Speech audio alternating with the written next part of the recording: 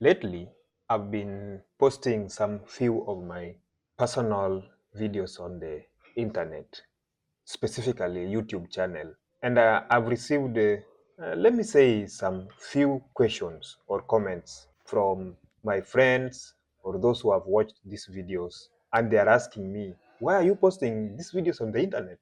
And this question of why am I doing these things sent me also asking myself, why? And I had very clear and precise answers to these questions. Though I did not respond to these people, but the response I gave myself is clear and good enough to justify the reason I'm doing these activities.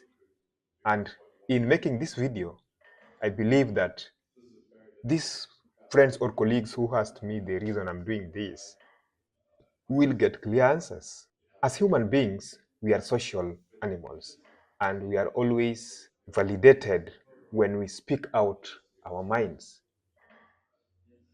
When I say speaking our minds, it simply means that the thoughts that we manufacture inside ourselves need to come out. And for them to come out, it means we expect that there will be some recipients.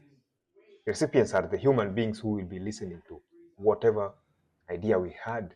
And so, several of these videos that I've always recorded while doing some physical workouts or just trying to challenge my own thoughts are always kept in my external hard disk.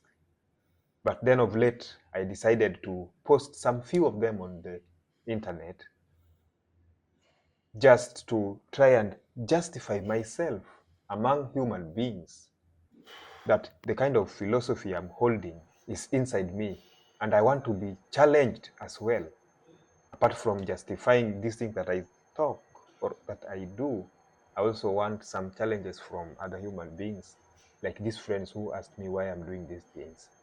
And I realized that for any human being to refer to himself as a philosopher or to be called a philosopher by other people, you must have gone through a tiring process of challenging the ideas that you have been taught as a child when you were growing up to a point where you became a grown-up adult and you realized that some of these things that you were taught could not be resonating with you.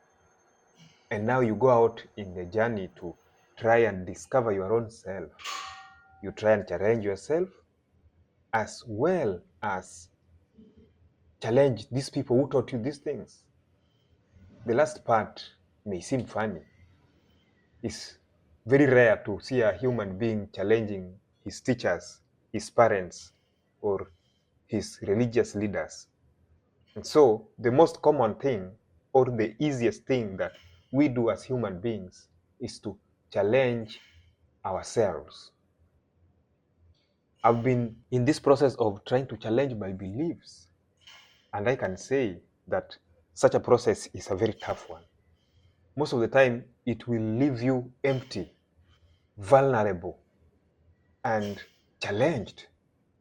Because in challenging yourself, you are trying to ask yourself questions why these ideas were put into your head. And as well, you also ask or challenge yourself whether these ideas that were put in your head are really right or wrong. Now, come to think of it, when I talk of the word right or wrong, somebody may ask, who determines what is right and what is wrong?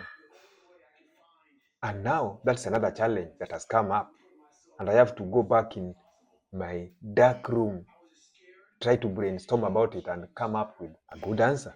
You've heard a popular saying in Kiswahili, and I will quote it, that nyama kwa mwenzio inaweza kuwa sumu kwa mwingine.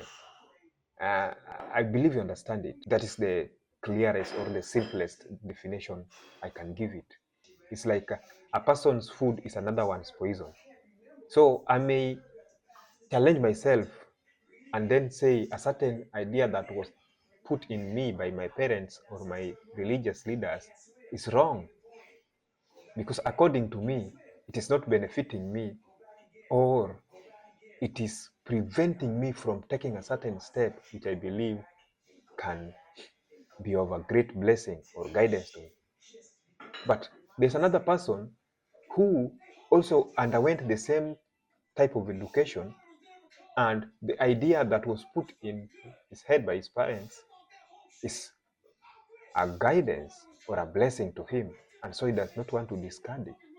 Therefore, in this journey of challenging myself and learning, and relearning, I realize that it is only for the few who are daring enough to sit down with their own individual thoughts and scrutinize them so that they come out with the clearest, simplest, and militarily precise philosophies, individual philosophies that will take them to the greatest human beings that they want to be. Because, after all, why are we brought in this world? We have a certain purpose that we should fulfill. Every individual who is in this world is born with a purpose, and he should fulfill that purpose. If you don't meet it, then you are living out of place.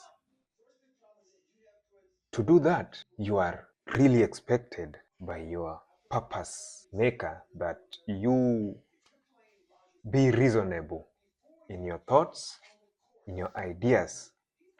And it is thoughts and ideas that make up a philosophy. Personal philosophy, individual philosophy. And that is the journey that I am in. Working, struggling, fighting, failing and succeeding in the process. But still not giving up. Walking the way, because I know my journey to greatness is just here. It is upon me to go out and grab it.